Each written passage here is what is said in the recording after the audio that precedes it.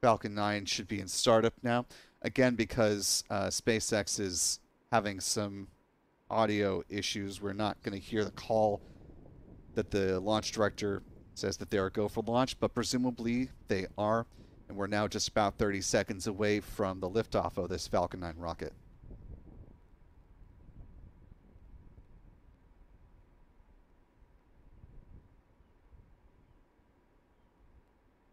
20 seconds. 15 seconds. And here we go. In 10, 9, 8, 7, 6, 5, 4, 3, 2, 1. Engine ignition and liftoff of the Falcon 9 rocket on the Starlink 6-80 mission. The Falcon 9 has cleared the tower.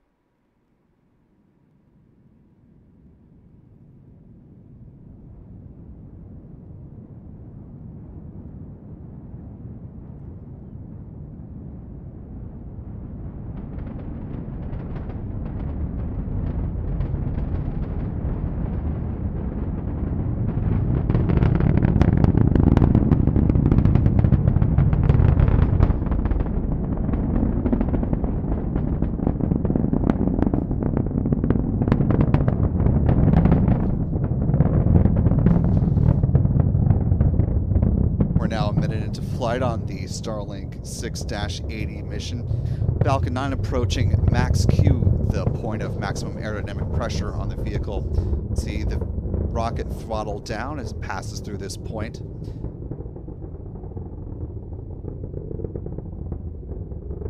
Falcon 9 should be supersonic, traveling faster than the speed of sound now, as we're about a minute and a half into this mission. Coming up, starting in just about a minute, the vehicle will pass through 3 dynamic points in fairly rapid succession. We'll see first stage main engine cutoff, or MECO, at about T plus 2 minutes and 25 seconds. That'll be followed by stage separation 3 seconds after that, and then stage separation at about T plus 2 minutes and 36 seconds. Fairing deployment is coming up just before the 3-minute mark.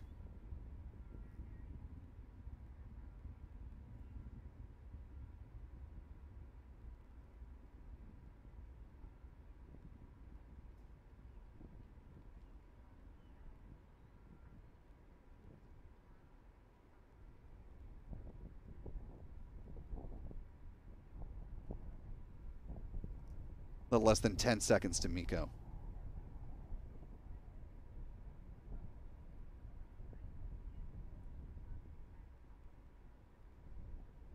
And you see MECO.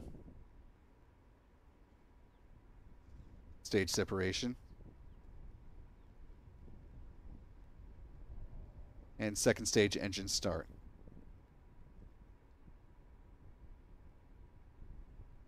SpaceX feed about 20 to 30 seconds behind us in real time, so it'll take just a second longer for the SpaceX feed to catch up to these events.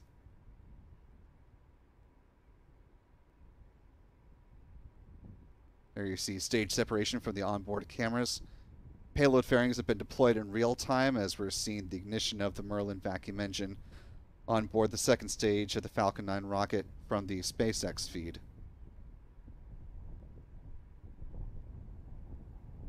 It's good work by our tracking team today.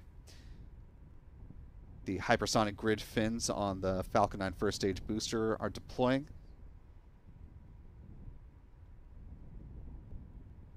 And there go the payload fairings, exposing the 28 Starlink V2 Mini likely optimized satellites. As you see one of those fairing halves falling back down to Earth. It'll splash down in the water of the Atlantic Ocean under the support of steerable parachutes. Still have a nice view of the Falcon 9 first stage booster from our ground tracking cameras. This view from our friend Pete Karstens with Max-Q Productions. Those puffs that you're seeing there from both Pete's camera in the center of the screen, as well as in between the grid fins there in the box in the upper right, Those are the cold gas thrusters, which help the vehicle adjust its attitude or positioning as it makes its way back towards the drone ship. Just read the instructions.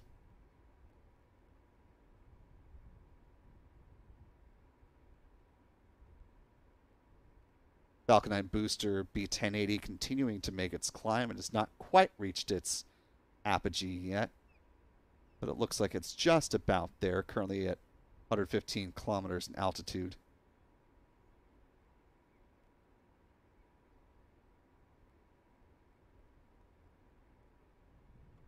Again, the SpaceX feed is running about 25 seconds behind real time, so you'll see hopefully the entry burn start here on the big box, notably before we see it come in through the SpaceX feed.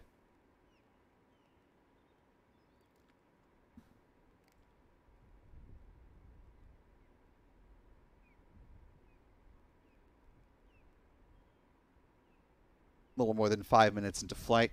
The start of the entry burn is set to begin in about 40 seconds or so at roughly T plus 6 minutes and 3 seconds. That burn will last about 25 seconds in duration.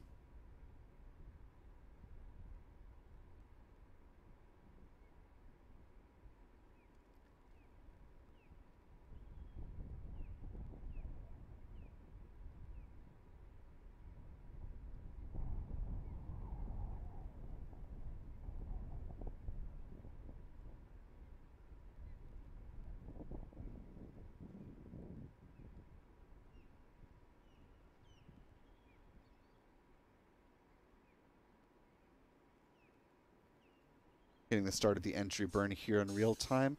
We're scanning the skies to see if we can see it with our tracking cameras, but given the brightness, it may be just a little too hard. Oh, I think Pete's just about got it, maybe.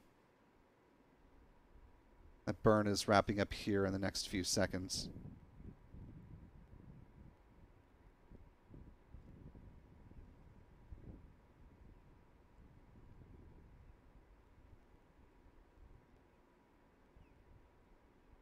Entry burn now happening from the SpaceX feed.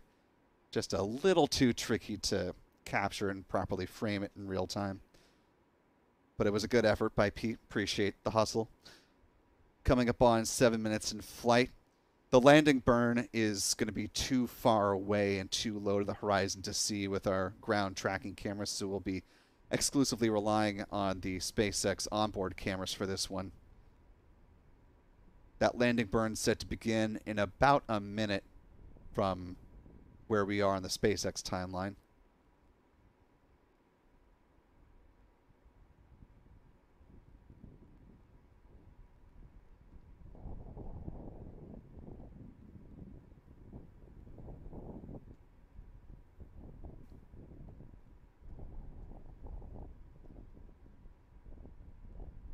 A little more than 7 minutes into flight now.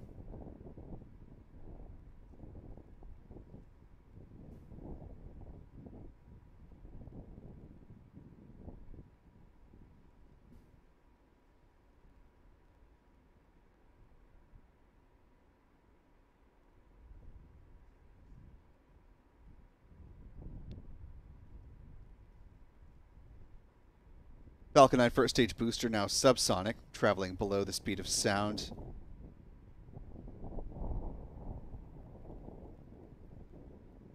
Coming upon the start of that landing burn, where SpaceX will use just one center engine. You see the landing burn starting. It will target a touchdown on the drone ship that you're seeing just coming into view. That's just read the instructions.